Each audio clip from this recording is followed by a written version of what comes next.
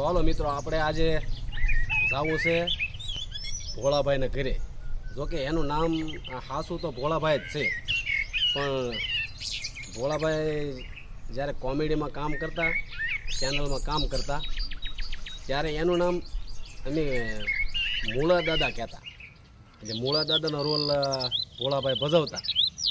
એ ભોળાભાઈ ડાભીના ઘરે આપણે જવું છે એની મુલાકાત લેવા માટે. અને એનું નામ જો કે અત્યારે ગામના બાળકો અને ગામના માણસો બધા એને મૂળા દાદા જ કહે છે. પણ એ મૂળા દાદા હવે પછીનો શું ધંધો કરે છે એ જાણવા માટે આપણે જવું છે મૂળા દાદાના ઘરે. તો ચાલો આપણે મળીએ મૂળા દાદાના ઘરે. ચાલો મિત્રો, આપણે પહોંચી ગયા છીએ અત્યારે ભોળાભાઈના ઘરે.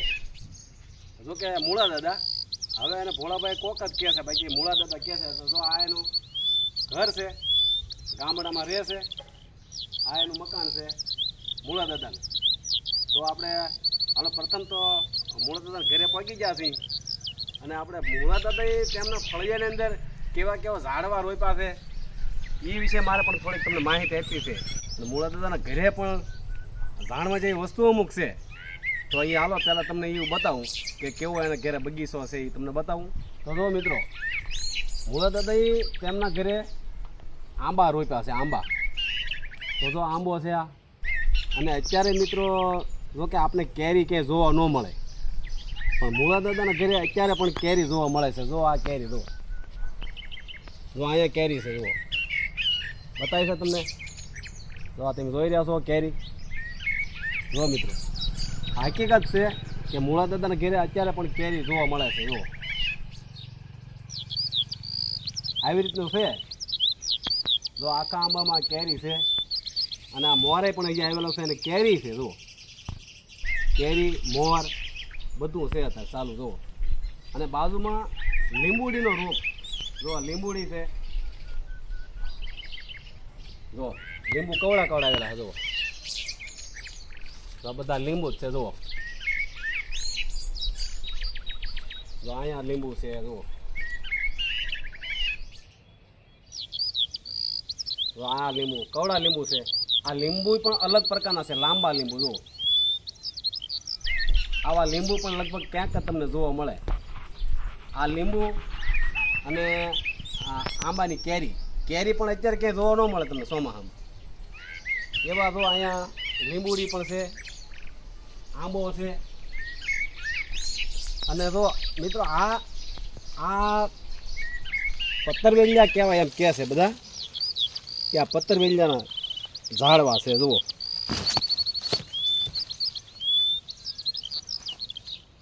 જો અહીંયા આડી ઝાડ બાંધવી પડી છે. આડી ઝાડ બાંધવાનું કારણ એ કે ભૂંદરા અહીંયા આવી જાય છે, એટલે આડી ઝાડ બાંધી છે મૂળા દાદાઈ. પત્તરવેલિયા જો અહીંયા છે, પત્તરવેલિયા છે. ચોમાસામાં પત્તરવેલિયા કર્યા છે મૂળા દાદાઈ. અને બાજુમાં હજી પપૈયાના ઝાડ છે. હાલો તમને પપૈયાના ઝાડ બતાવું. અને લીંબુડી જો આ તો બીજો છોડ છે લીંબુનો. હું ગોળ લીંબુ. જો આ ગોળ લીંબુડી. આ લીંબુડીના લીંબુ ગોળ થાય છે. અને આ બાજુની લીંબુડી છે એના લીંબુ લાંબા થાય છે. આવી રીતનું છે ભાઈ મૂળા દાદાના ઘરે. તો હાલો આપણે તમને પપૈયાના ઝાડ બતાવું. તો જો મિત્રો, આ મૂળા દાદાના ઘરે જો પોપૈયાના ઝાડ છે અને પોપૈયા પણ આવી ગયા. જુઓ આવો ઘણો બગીચો બનાવેલો છે મૂળા દાદાએ. પાણીપુરીનો વેપાર કરે છે. અને એ છતાં પણ ઘરે પણ અમુક બકાલોય પણ સોંપેલો છે મૂળા દાદાએ. જો આ શું છે,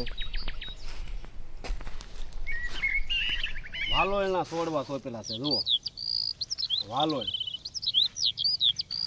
ઓર્ગેનિક દવા છાંટ્યા વગરની. તો જો આ વાલોળના છોડવા પણ અહીંયા છે મૂળા દાદાના ઘરે. અને પોપૈયા જો આ બે પોપૈયામાં પોપૈયા છે. જો આ પોપૈયામાં છે, ઓલા પોપૈયામાં પોપૈયા આવી ગયા. આવી રીતનું છે ભાઈ મૂળા દાદાના ઘરે. જો ભાઈ આ મૂળા દાદા એક કૂતરો પાળેલો છે. આ એનો કૂતરો છે. આનું નામ શું? ગલ્યો. આનું નામ ગલ્યો છે.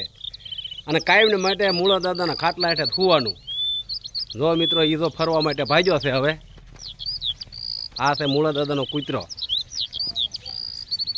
આ એનો ગેટ, જો આ ગેટની બહાર નીકળે છે. અને હા મિત્રો, હું તમને એક વસ્તુ બતાવતા ભૂલી ગયો કે મૂળા દાદા પશુ પ્રેમી તો છે, પણ એની સાથે સાથે પણ પક્ષીના પ્રેમી પણ છે મૂળા દાદા. જો તેમના ઘરે સકલાના માળા બનાવવા માટે પણ મૂળા દાદાએ કેટલી વ્યવસ્થા આપી. જો તમે આવા પક્ષી પ્રેમી પણ મૂળા દાદા છે.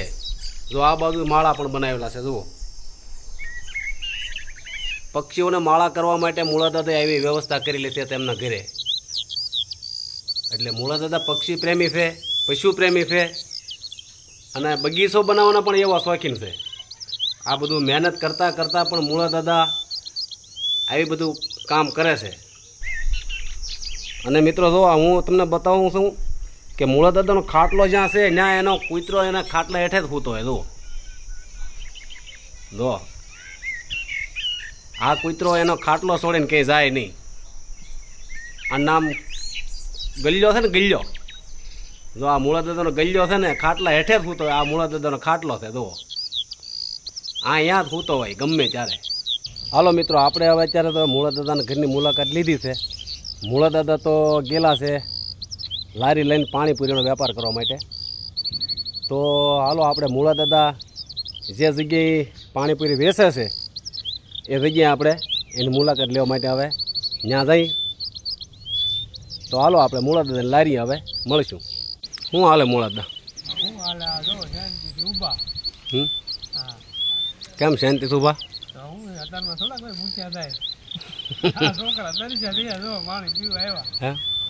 પાણી તમારે માં પીવા આવે?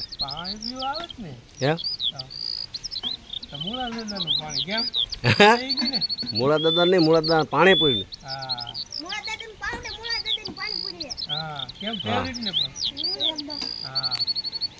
આ છોકરા રોજ અહીંયા જ ખાવા આવતા હશે ને? હે, અહીંયા જ તે મૂળા દાદા મફત આપે ને? મૂળા દાદા પણ પાણીના પૈસા લે મૂળા દાદા? ન લે તો બહુ સારું કહેવાય. તો રોજ અહીંયા પાણીપુરી ખાવા આવતા હશે ને? હે,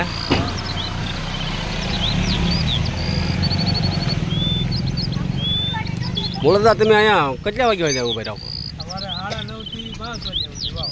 9:30 થી 5.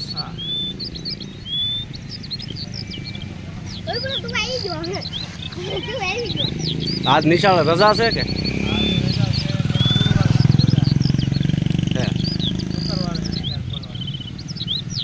તો અત્યારે કઈ ઘરાક ઓછી છે? એક જ જગ્યાએ લારી રાખવી કે ગામમાં ફેરી નહીં મારવી? તો બહુ સારું કહેવાય. હું હાયલા કરે ને? બટાટાનું કરો શું હારે? ટૂંકમાં બાળકોને નાસ્તો બધો અહીંયા મળે એમ ને? શુદ્ધ ને તાજો, સસ્તો. કેટલા ટાઈમ થયા તમે કામ કરો? 1 વર્ષ ઉપર. આમ મજૂરી મળી રહે ને તમને? તો સારું કહેવાય. પહેલાં શું કામ કરતા તમે મૂળા? હીરા ગણતા. અને પછી કંઈક વીડિયા બનાવતા? વીડિયા બનાવતા ને એમાં સક્સેસ ન થયા, પણ કારીગરો સરખા ન આવ્યા એમ. પછી તમે નિર્ણય લઈ લીધો પોતાનો ધંધો ગમે કરવો એમને, બરાબર ને? અને એ વાતે બરાબર છે, પોતાના ધંધા સિવાય હા એમ કોઈના હાહે જિંદગી જીવીને એવું નહીં. પોતાનો ધંધો એ સારું કહેવાય. આમાં તમને મજા આવે કે નહીં? આ ધંધામાં? તો હાલો મિત્રો, આપણે મૂળા દાદાની મુલાકાત લીધી.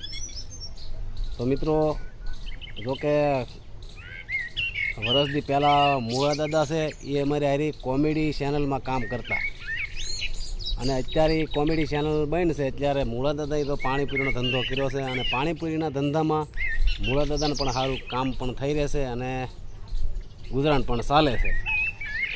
એટલે મૂળા દાદાની મુલાકાત લીધી.